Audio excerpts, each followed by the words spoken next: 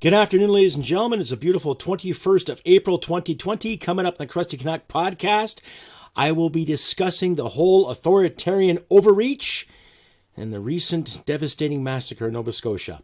All that and more come up in the Crusty Canuck podcast. Stay tuned. The Crusty Canuck podcast, brought to you by Mad Hatter Industries and Rampage Coffee Company. Here's Crusty. Hit it, sweetheart. Because I am hard, you will not like me. Aye, sir. There is no racial bigotry here. Here you are all equally worthless. Greetings, ladies and gentlemen, on a beautiful Wednesday afternoon. I'm your host, Crusty Canuck. Correction. A beautiful Tuesday, I believe. Did I not say the 21st? Yes, it's Tuesday. My bad. Sorry, I'm thinking ahead here. Trying to be optimistic for the future. Yes, as the title says on this podcast, it is 21st of April. Authoritarian overreach and the devastating massacre in Nova Scotia. I'll start off with the shooting incident. Yes, we got an individual by the name of Mr. Wortman, who is a denturist, who has recently... he wasn't apprehended. He was shot and killed. My mistake. I'm all jumbled here. I'm just overwhelmed with this garbage of a human being. 23 people so far in the recent news reports have been killed by this clown. And there's more and more tickets being given out to people for not social distancing and all that good stuff. So I'll carry on with the massacre in Nova Scotia. 23 people have been killed by this fucking clown. This individual who acquired apparently an authentic RCMP uniform and a facsimile or an older RCMP vehicle. Now, there's a lot of speculation out there, and there's a lot of who, what, where, when, and why this guy did everything. We all know who he is, what he did, but what motivated him. And of course, we've got some diehard progressives who are saying, well, he obviously had mental issues. That's obvious. That's a given. Anyone who goes out and randomly kills anybody, whatever ideologue that he was promoting or whatever idea or whatever frustration this fucking clown had, of course he's got mental issues. We get that. We understand that. But what I don't get is the alert system that happened. All this information apparently was given on Twitter, and I'll have links in the description backing this up later. But I don't know. It just seems... It's devastating. It is. It's the most devastating massacre that this country has seen since the World Wars. And nobody knows what motivated this individual. Nobody knows why he did it. He acquired certain articles of clothing, acquired a vehicle, and we don't know exactly if he had legal firearms or not, because Toronto Star put an article out in regards to him having a assault charge back in 2002. I'll leave a link in the description for that too, ladies and gentlemen. But excuse me. My understanding that if you acquire a firearm in this country via the PAL card, you have to have a clean record, meaning you haven't broken the law. You break the law, you don't get a gun. That's simple, right? But no one knows the exact answer, how he acquired said firearms. No one knows exactly what firearms he used.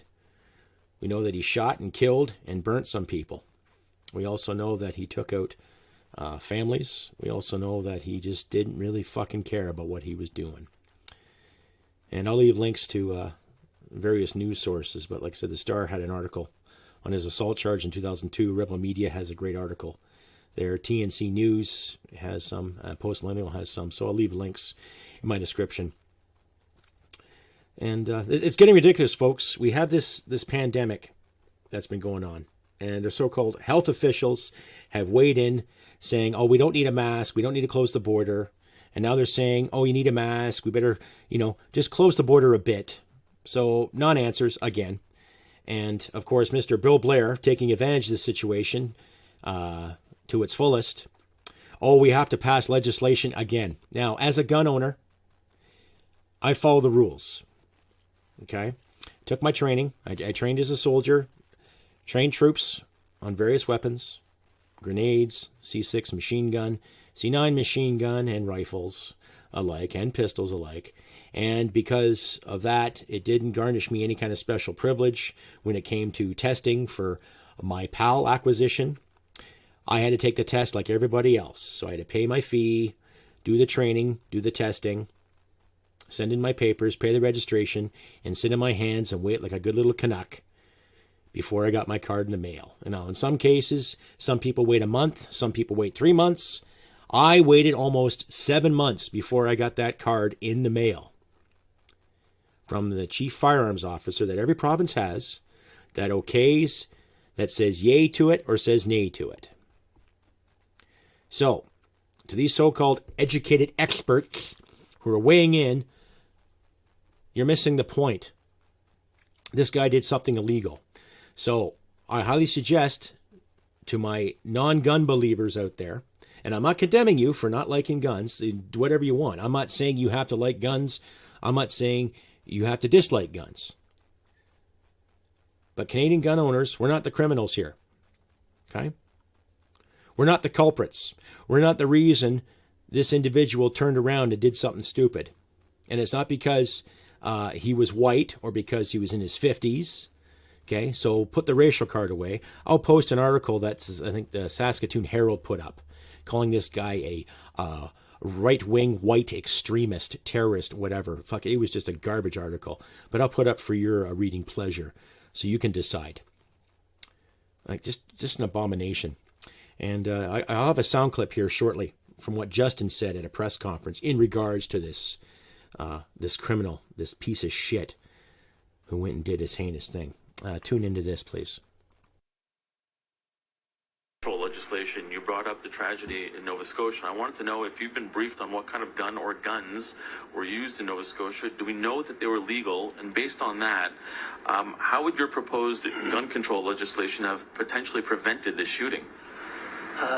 There is still a tremendous investigation going on by the RCMP right now. There are many, many different sites, many different questions that a lot of people have, and I'm going to trust the RCMP on releasing information as they feel it is important to. Derp, you heard that, folks, right? So, yeah, let's have faith in the police, who haven't been telling us the whole truth. And as I say again, I'm not trying to disenfranchise any of my cop friends or any of the other police officers I had the honor of playing hockey with and serving with overseas. What I'm questioning is this person's motives.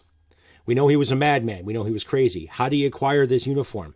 How did he get his hand on illegal firearms? Now, it's easy enough, honestly. You know, you talk to the right people. I am sure you go in any major city or any major populace, you can talk to people to find an illegal firearm, okay? But what I've heard and what I've seen on social media in regards to guns in this country, I'm getting sick and tired of the panic, okay? As a gun owner, I'm not a criminal. As my friends who are gun owners, we're not criminals, okay? So let's get that straight right now. And let's start holding these politicians and these leaders accountable when it comes to investigating heinous crimes, such as the Nova Scotia massacre, such as the Danforth shooter. Okay? And it's getting pitiful every time we turn around. You know, people have speculated, what if some of these people in Nova Scotia had the ability to access their own firearms to defend themselves? But you can't do that in this country now, right? Oh, sure, you can defend yourself force with force. So someone comes into your house with a gun with intent on hurting you and stealing from you. You can't shoot that person. You can shoot that person, but then you can't shoot that person in retaliation because, then becomes aggravated assault. Then you have to spend thousands upon thousands of dollars to defend your right in court. It's a fucking shit show. As I say again, folks, I am not condoning what this individual did. And people like that turn around and just randomly kill for the sake of an ideology or of a mental illness or any other fucking excuse you can come up with, as far as I'm concerned, deserve execution. Okay? Honestly. How else do you sum it up? Anyhow, just a quick message from my sponsors. Mad Hatter Industries is not your average apparel company. The apparel is a bonus and a great way to spread the idea behind creating a community that supports each other and has their brothers and sisters back at a time of need. Our mission is to create a community that supports individuals to create a fighting mindset for dealing with adversity. The Mad Hatter Industries logo is meant to be something that you can place your confidence and trust in. We will watch your back and we won't let you down. For more information, you can check out online via Instagram or Facebook at Mad Hatter Industries or through the website at www.madhatterindustries.ca. And use our podcast promo code Canuck15 to enjoy 15% off your next order. All proceeds from Mad Hatter Industries go to support mental health organizations. You can reach them at 905-213-2227. That's Mad Hatter Industries. And Rampage Coffee Company, strong, rich, and smooth. Their mission? To offer the best tasting, strongest coffee anywhere in Canada. They had no idea what was going to happen, but they knew one thing. We knew if we offered great tasting coffee that enhanced people's mornings and paired it with excellent customer service, eventually we would get some sales and, better yet, returning customers. We started in the garage as a side hustle, eventually manufactured into a 7-day-per-week main hustle in less than 2 years. But it didn't come without its challenges. Honestly, we had no idea how much work was ahead, and if someone would have shown us what it was actually going to take to build this thing from scratch, we would probably have to say hell no. But we are happy with Rampage and has brought enough small team, amazing people together, which we love. Dustin, the co-owner and founder of Rampage Coffee Company, has been known to be a bit of a risk taker. You usually find him either pulling death-defying freestyle tricks on his motocross bike or flying his paramotor above the clouds at 3,000 feet. So, a daunting new business startup in the ultra-competitive market seems to be just another day in the life of this guy. You won't know what you're capable of until you've taken action and put in a solid effort.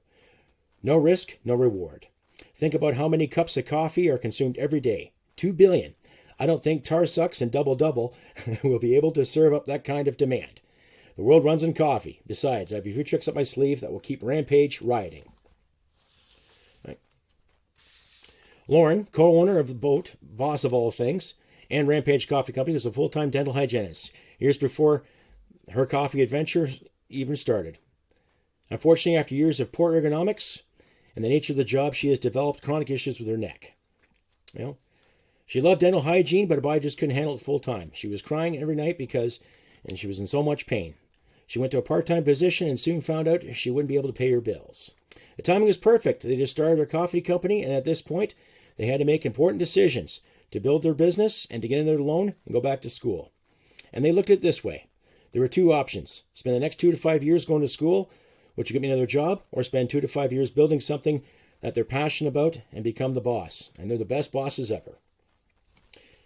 That's right, ladies and gentlemen. Rampage Coffee Company. Out of Saskatoon, Saskatchewan. And Rampage Coffee, strong, rich, and smooth. That was a word from my new sponsors, ladies and gentlemen. Rampage Coffee and Mad Hatter Industries, good individuals. Mad Hatter Industries is an a veteran of his own right, reaching out to help people. And Rampage Coffee is an up-and-coming coffee company. I've actually tried their brand. It's quite delicious. So I'll leave links in the description for their products. Anyway, carrying on with the whole authoritarian overreach. Now we're getting to a point in our country where people are speculating, people are scared, there's a panic. What else can we say? What else can we do? Right? Tell me how you feel. Tell me what you know. Tell me what you think. CrustyBCanuck67@gmail.com or on Facebook under Crusty Canuck. On the Instagram at Canuck Crusty. You can reach me at Twitter too. And send me a comment or two here in the YouTube and on Podbean respectively. And if you do feel like donating, please do. I'll have links in the description where you can subscribe and donate effectively. If I received $1 from every one of my subscribers, I'll be well on my way to getting some better production value and probably hire someone to edit for me properly. So yeah, please consider donating today. I know in a time of need in this crisis, I'm not going to demand cash, But if you can donate, please do. And if you do commit a $5 to $10 donation a month on any one of my subscribe sites, I will mail you a free t-shirt of your choice from my Teespring line. That is right, ladies and gentlemen, a t-shirt of your choice for free. No charge, no nothing, if you commit a $5 to $10 donation a month on any one of my pages. Anyhow, back to news. I don't know. I'm just shaking my head. I'm just so distraught with all this false information, all this speculation, and yet no action. Now, hats off to those investigating officers in Nova Scotia. And my sincerest condolences to the RCMP officer that lost their life, and to everybody that lost their lives in that catastrophe. But we're getting to a point where they are not telling us the truth, right?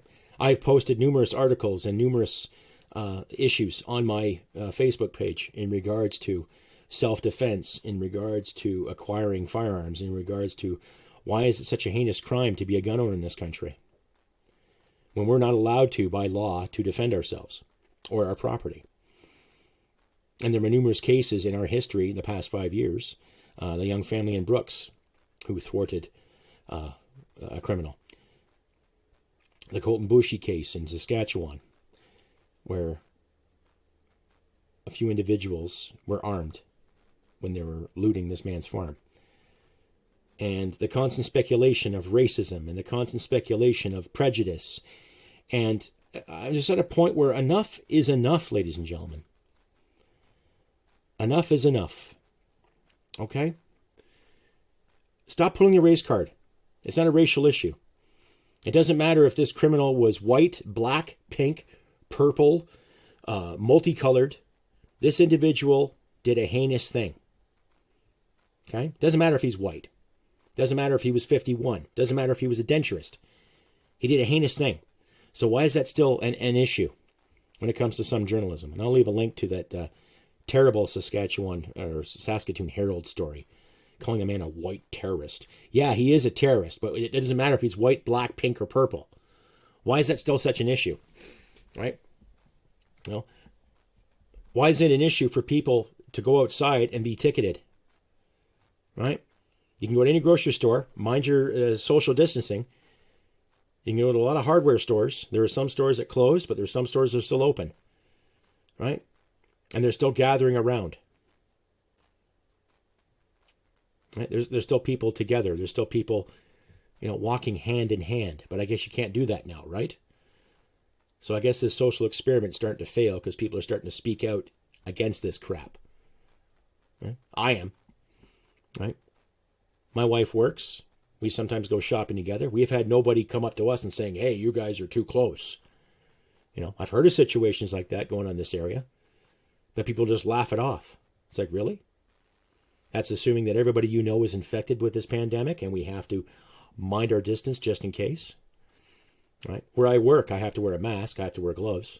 So yeah, I mind my P's and Q's and I do what I'm told by my management. Right? Because they know.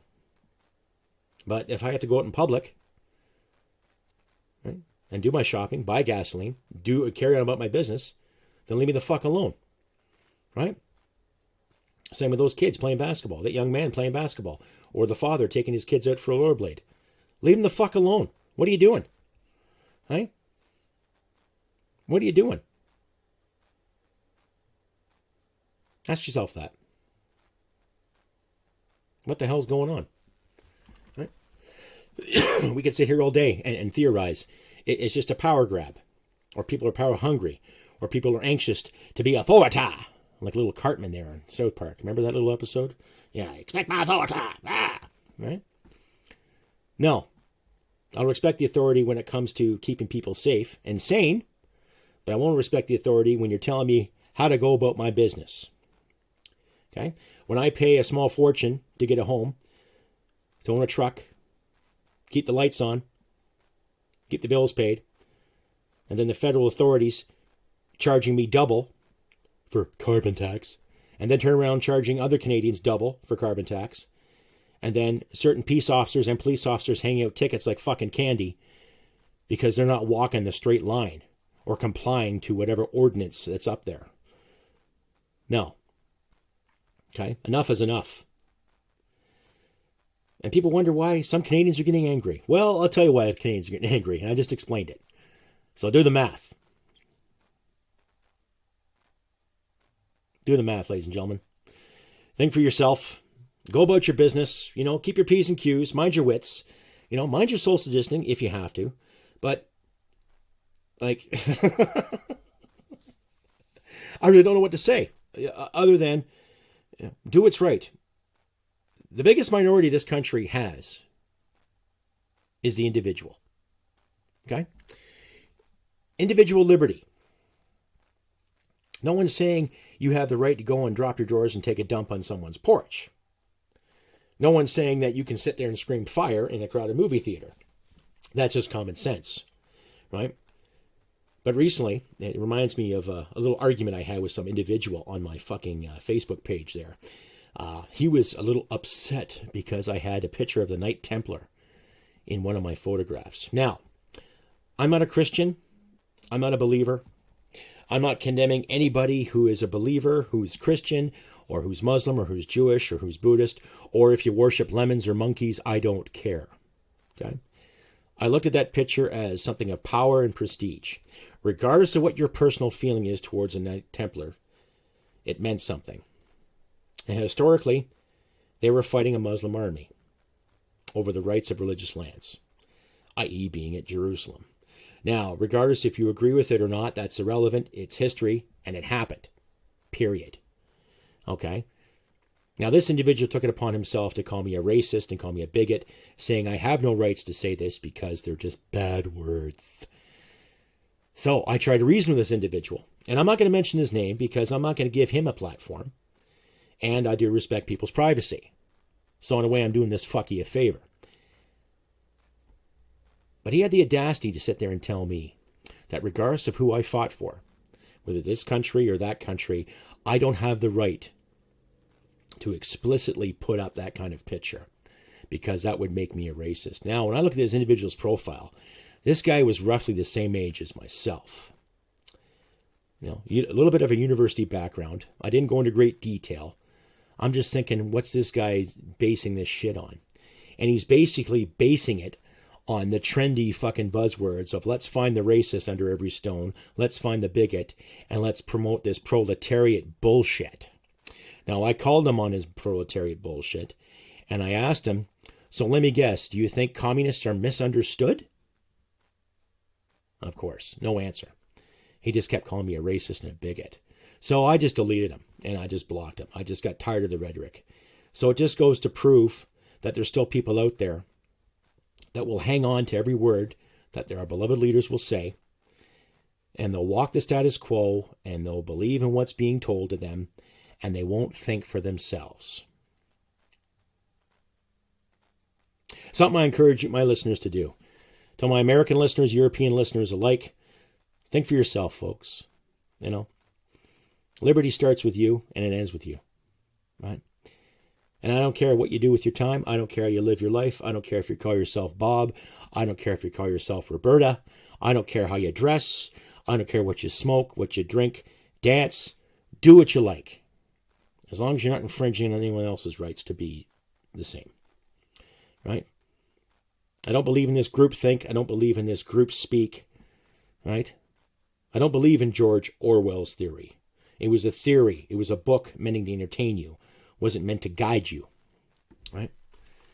I don't believe the rhetoric that our leaders have been telling us. I don't believe in the bullshit that university campuses keep promoting in regards to safe spaces and getting along with people. You can get along with people without a degree.